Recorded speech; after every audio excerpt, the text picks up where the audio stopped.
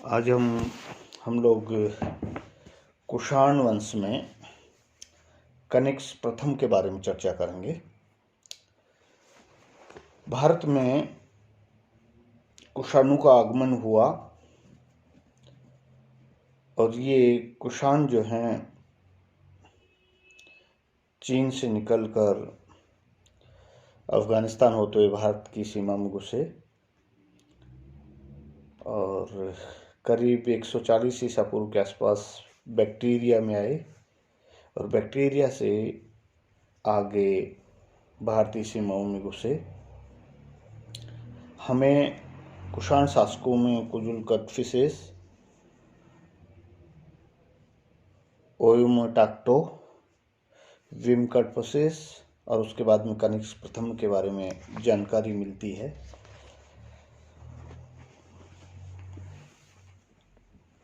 कदफिसेस के शासकों के बाद में कुषाणों में कनिष्क प्रथम का शासन आया और कनिष्क जब भारत में कुषाण शासन को संभालता है उस समय उसके द्वारा राज्यारोहण के समय एक संवत चलाया गया जिसको शक संवत कहा जाता है और कनिष्क का राज्यारोहण 78 ईसा पूर्व में हुआ। गद्दी पर बैठने के बाद में कनिष्क ने विजय अभियान चलाया। सम्राट कनिष्क एक विशाल साम्राज्य का स्वामी था और कनिष्क के समय विश्व में 3 अन्य बड़े साम्राज्य थे जिनमें 2 पार्थिया और चीन जो कनिष्क की सीमाओं से सटते हुए थे, लगते हुए थे और तीसरा बड़ा जो साम्राज्य था वो रोम का था। इनमें आपस में व्यापारिक प्रतिद्वंदिता थी। पार्थिया साम्राज्य का एरियाना प्रदेश कुषाणों के अधीन था अतः पार्थिया और कुषाणों में स्वाभाविक शत्रुता थी। एरियाना प्रांत प्राप्त करने के उद्देश्य से पार्थिया के शासक ने कनिष्क पर आक्रमण किया किंतु कनिष्क ने उसको परास्त कर दिया था। चीन में कनिष्क के समय शक्तिशाली हान वंश का शासन था। उसके सेनापति पांचाओं ने खोतान, कासगर, कूचा एवं कारा शहर पर कब्जा करके संपूर्ण चीनी तुर्किस्तान पर अधिकार कर लिया था। इस संघर्ष का उल्लेख हमें चीनी साक्ष्यों एवं परंपराओं में मिलता है जिसमें कुषाणों की एक सेना से पांचाओं द्वारा हराने का उल्लेख है, परंतु युआनचांग के साक्ष्यों से ज्ञात होता है कि कनिष्क ने सुंगलिंग पर्वत का चीनी प्रदेश पर अधिकार कर लिया था। युआनचांग ने इन लोगों के द्वारा अपने 2 राजकुमारों को कुषाण दरबार में बंधक रखने का उल्लेख किया है। इस प्रकार उसने चीनी तुर्किस्तान को अपने साम्राज्य में मिला लिया। कनिष्क ने चीनी तुर्किस्तान क्षेत्र पर अधिकार कर लिया था, इसमें कोई दो राय नहीं है। रोमन साम्राज्य से पार्थिया की सीमाएं मिलती थी और पार्थिया से कुषाण साम्राज्य की सीमाएं मिलती थी। कुषाण काल में रेशम मार्ग पर कुषाणों के अधिकार से रोम और भारत के बीच व्यापारिक एवं राजनीतिक संपर्क बढ़े और दोनों के बीच दौत्य संबंध भी बने। दौत्य संबंध का मतलब है एक दूसरे के यहाँ राजदूत भेजना, राजनयिक संबंध स्थापित करना। व्यापारिक प्रगति से ही कुषाणों की समृद्धि बढ़ी। इस प्रकार कनिष्क एक शक्तिशाली विजेता सम्राट था जिसने उत्तराधिकार में प्राप्त राज्य का न केवल संरक्षण किया बल्कि उसे विस्तृत भी किया। उसके साम्राज्य की सीमाओं की अगर हम बात करें तो मध्य एशिया में यारकंद, खोतान और कासगर के क्षेत्र उसके पास में थे। बैक्टीरिया कुजुल के समय से यहाँ कुषाणों का आधिपत्य था, कुजुल कड़फिस के समय से ही। खोतान से प्राप्त एक पांडुलिपि में भी चंद्र कनिष्क को बैक्टीरिया का शासक बताया गया है। दोनों क्षेत्रों की अगर हम बात करें तो अफगानिस्तान से पार के क्षेत्र हैं ये। तीसरा अफगानिस्तान, काबुल अभिलेख से अफगानिस्तान के कुछ भागों पर अधिकार प्रकट होता है कुषाणों का, और कनिष्क के समय में ही इस प्रकार की विजय की गई होगी, ये विद्वानों का मानना है। उत्तरी भारत की बात करें हम तो पश्चिमी सीमांत प्रांत इस प्रदेश पर कनिष्क का अधिकार था, क्योंकि पेशावर, आधुनिक पेशावर जिसको पूर्व में पुरुषपुर कहा जाता था, कनिष्क की राजधानी होती थी। गांधार, यहाँ भी कनिष्क का अधिकार था। कश्मीर, सिंध में सुई विहार अभिलेख से कनिष्क के अधिकार की स्थिति की जानकारी मिलती है। पंजाब, जेदा अभिलेख से जानकारी मिलती है।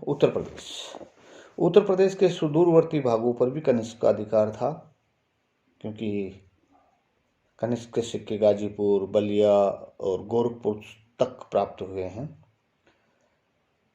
हम ये कह सकते हैं कि कनिष्क का राज्य मध्य एशिया से सारनाथ तक विस्तृत था, और इस विशाल साम्राज्य की राजधानी पुरुषपुर थी। अल-बुरूनी भी एक अफगानी प्राचीन परंपरा का उल्लेख करता है, जिसमें मध्य एशिया पर कनिष्क के अधिकार सिद्ध होता है। कनिष्क और बौद्ध धर्म। प्राचीन बौद्ध साहित्य में कनिष्क को पहले अत्याचारी और रक्त पिपासु कहा गया है, जो बौद्ध प्रभाव से एक दयालु साधु पुरुष बन जाता है। ये संभव लगता है कि पाटलिपुत्र पर आक्रमण के बाद वह बौद्ध आचार्य अश्वघोष के संपर्क में आया और उसके उपदेशों से वो बौद्ध बन गया। इसकी पुष्टि हम उसके अभिलेखों और सिक्कों से भी कर सकते हैं, क्योंकि हम देखते हैं कि पेशावर में एक विशाल बौद्ध विहार का निर्माण करवाया गया था। वहाँ से एक खरोष्टी लिपि का लेख मिला है, और उस लेख में यह अंकित किया गया है कि विहार महाराजा कनिष्क के शासनकाल में बनवाया गया था। बौद्ध धर्म की चौथी संगति का आयोजन उसके बाद होने का एक सबसे महत्वपूर्ण साक्ष्य है हमारे पास में। कनिष्क ने बौद्ध धर्म के प्रचार प्रसार के लिए अनेक कार्य व प्रयत्न किए। इस कारण तिब्बती, चीनी व मंगोलियाई बौद्ध अनुश्रुतियों में उसे अशोक के समकक्ष स्थान दिया गया है।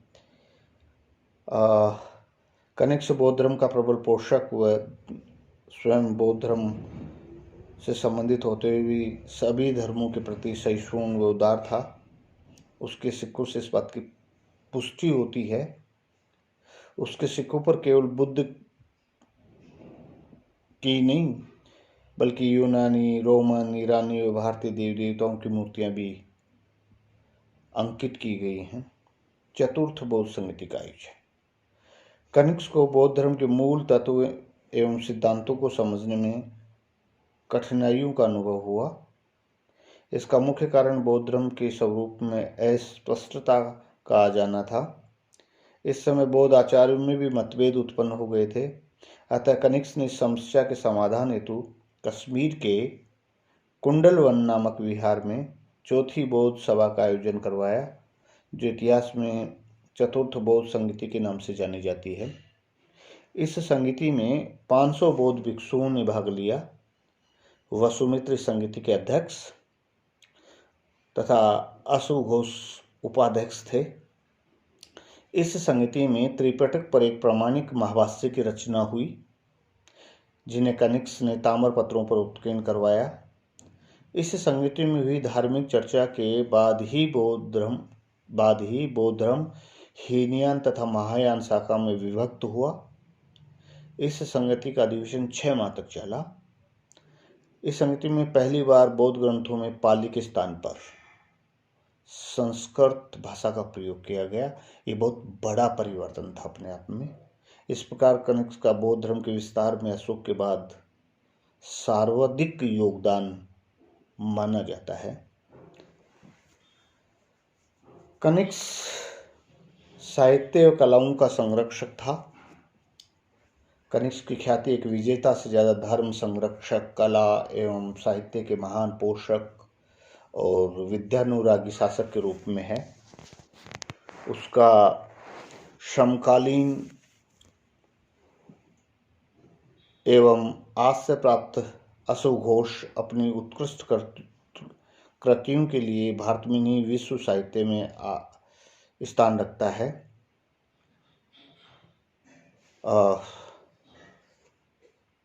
अशोक घोष के द्वारा बुद्ध चरित्र संस्कृत साहित्य की रचना की गई।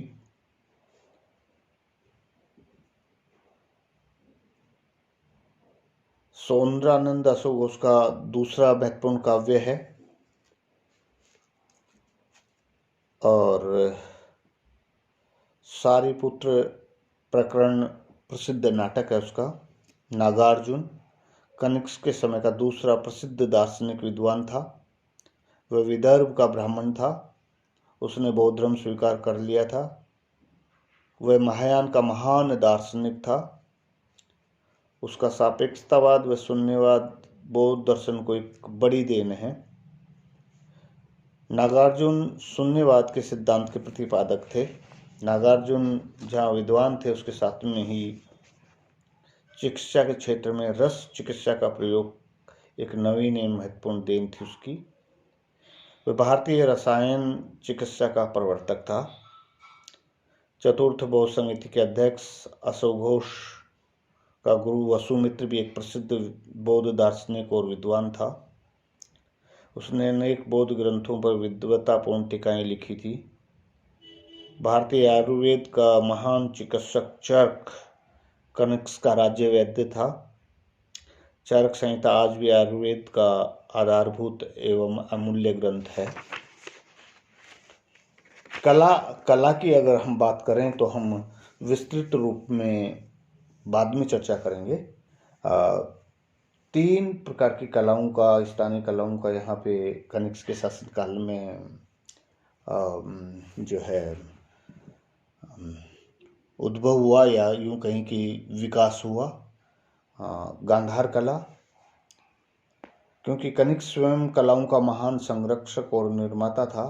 उसके काल में मूर्ति कला की 2 विशिष्ट शैलियों का उद्भव हुआ। बुद्ध की प्रतिमाओं का निर्माण इस काल की विशिष्टता कही जा सकती है।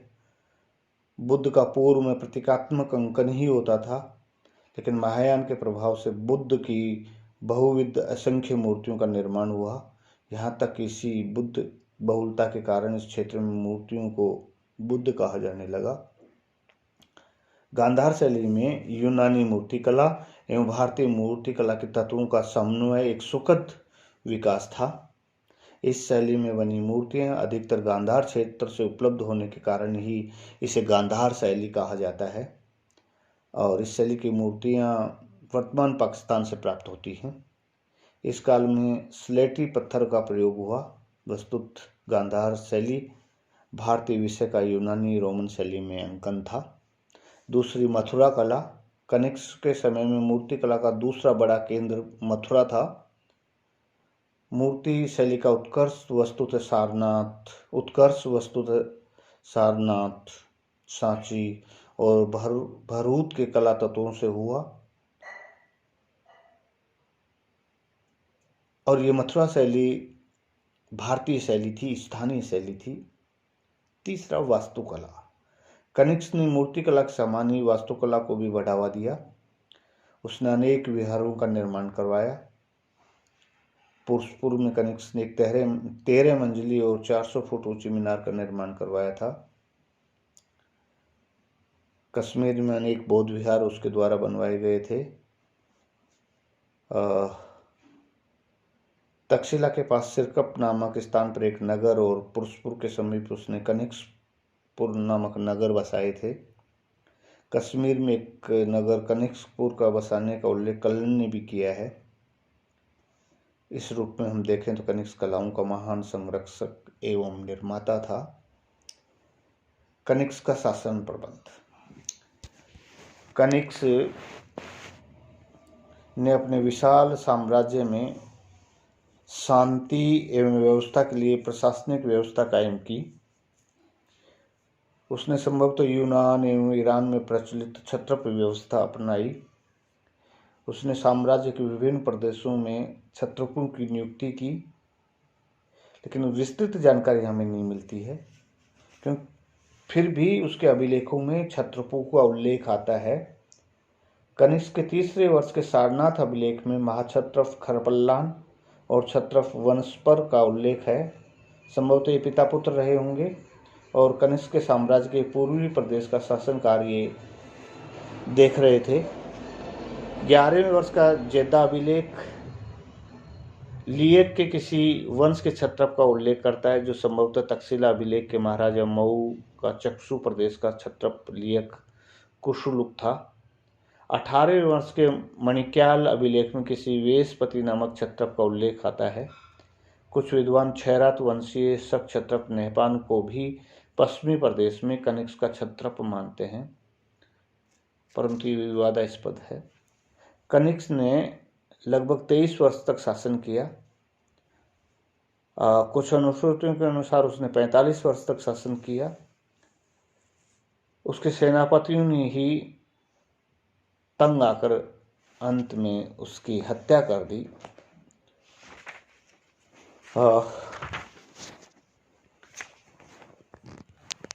हम अगर कनिष्क के मूल्यांकन की बात करें तो कनिष्क एक विजेता सेना नायक नहीं, एक श्रेष्ठ निर्माता भी था। पुरुष पूर्व में उसने संघाराम और स्तूप का निर्माण करवाया। वह एकाधिक नगरों का निर्माता भी था।